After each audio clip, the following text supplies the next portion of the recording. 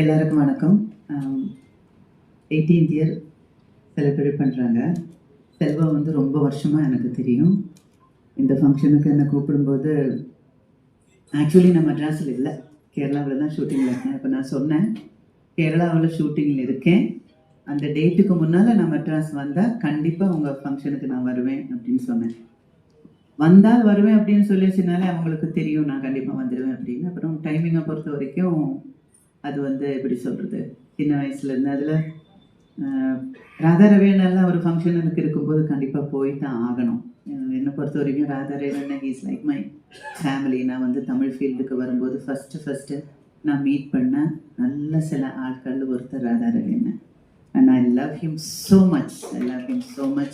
நான் வந்து எங்கேயாவது வெளியில் போயிட்டு இருக்கும்போது சும்மா வீட்டுக்குள்ளே போய் அண்ணன் எப்படி இருக்கீங்கன்னு கேட்குற ஒரே ஒரு ஆள் ராதாரவேன் தான். ஸோ இந்த ஃபங்க்ஷனில் வந்து அவர் டைரக்டர் விக்ரமன் அவங்க எல்லாம் வரதா சொன்னாங்க. 18வது வருஷம் நான் இங்கே இருக்கேன், வரேன்னு சொன்னேன். கூப்பிட்டதுக்கு நன்றி.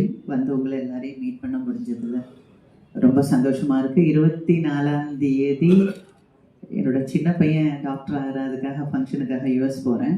திரும்பி நான் வந்துட்டேன்னா அந்த டைமுக்கு வந்துட்டேன்னா 24th ஃபங்க்ஷனில் நான் இருப்பேன்.